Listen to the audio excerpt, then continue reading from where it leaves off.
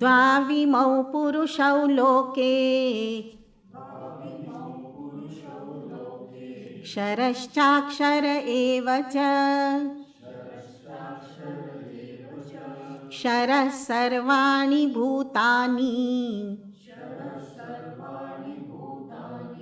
कूटस्थोऽक्षर उच्यते.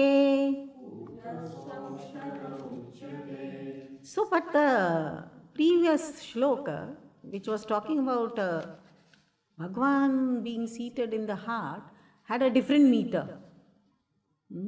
And before that, 2-3 shlokas were of the same meter as this one. So, that sudden change in the meter is the indication that it is important, very important. Sarvasya chaham hridhi sannivishtaha matta smritir jnanam apohanam cha. Very important. Now Bhagwan talks about something like what we have already done in the 13th chapter. That 13th chapter, in that we had done about Kshetra and Kshetrajna, the field and the knower of the field. Okay. So here also we have Kshara Purusha and Akshara Purusha. Okay. So let us see. Two Purushas are there in this world, the perishable and the imperishable. All beings are perishable and the Kutastha is called the imperishable. Ksharaha sarvani bhutani. Whatever has come in creation is perishable. Kshara, it is also called as Purusha. Kshetra is also Kshara Purusha. And Kshetrajna, the knower of the field, is Akshara Purusha, imperishable spirit, Purusha. So why Kshetra is also called as Purusha? When it is Kshara, when it is modifying, when it is changing, when it is not indestructible, when it is destructible, when it gets destroyed, why is it called as Purusha? We have to remember the fundamental principles.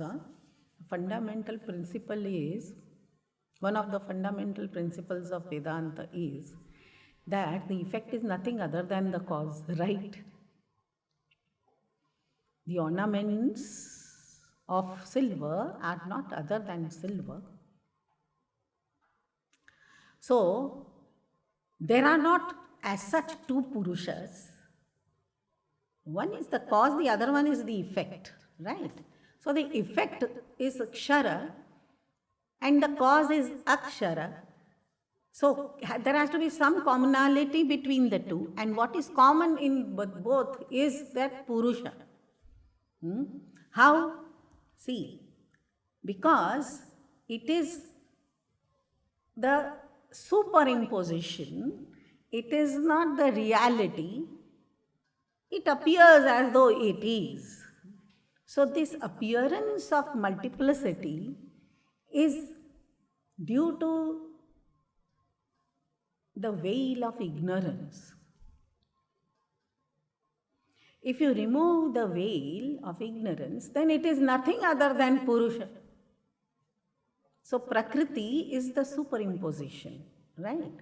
So at this level of our understanding, when we are almost in the conclusion of Jnana Yoga Sadhana, after doing Karma Yoga Sadhana and Dhyana Yoga Sadhana and Bhakti Yoga Sadhana, now we have come to Jnana Yoga Sadhana. Here we have to understand and be confirmed to ourselves that there is nothing other than Purusha. Point number one, Purusha is that supreme reality. But at present, my experience is giving me this world of multiplicity, which is also originally nothing other than Purusha. So let me start calling it, the world also as Purusha, but Kshara Purusha. Destroyable or destructible or changing or modifying, but is Purusha. It is due to my ignorance that it appears that it is changing. But then the change is also being observed by me. So therefore, there is one changeless in me as well. And that changeless is Akshara Purusha. That is that spirit in me, which is called as, say, consciousness. That consciousness in me is the observer of all the changes. So that becomes Akshara Purusha. And the changing world, the relatively real, it appears, and which is also nothing other than the Purusha. So let me call it as Kshara Purusha for the time being. For how long? As long as I am in ignorance, that long I will have to call it as Kshara Purusha.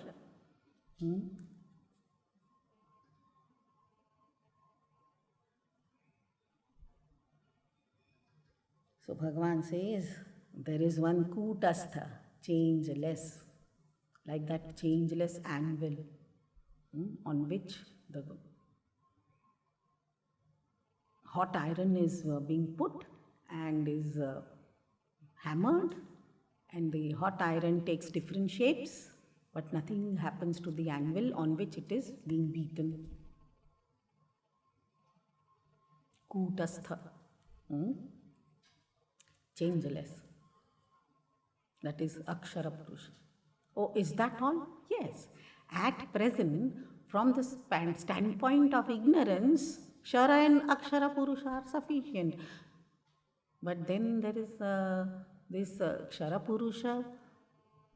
As long as Kshara Purusha is, that long there is this Akshara Purusha also. See, the knower of the field is the Akshara Purusha. Field is Kshara Purusha, right? If you remove the field, then the knower of the field does not remain as the knower of the field. No. Where is the field to be known? There has to be a field to be known. Then only you can become the knower. There has to be something to be known. So, what happens when there is no field to be known?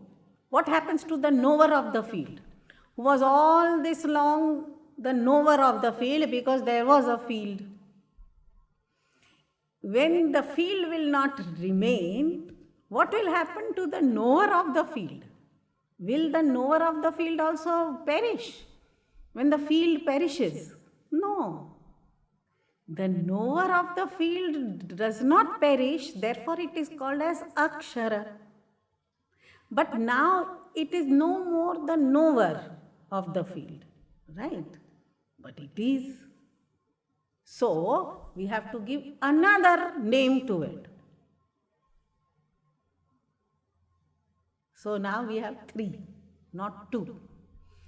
One is perishable field, Purusha, that is Kshara Purusha, the field. Then we have Akshara Purusha, the knower of the field, which is changeless, modificationless, but is the knower. Why? Because there is a field. When the field will no more remain, then there will be that Purusha, which is no more the knower, but is the knowledge itself.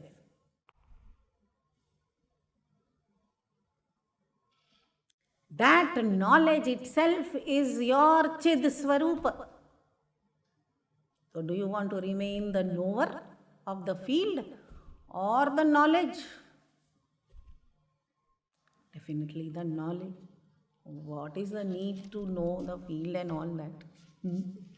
So, Bhagavan has slowly pushed us up to the understanding of the Supreme Being.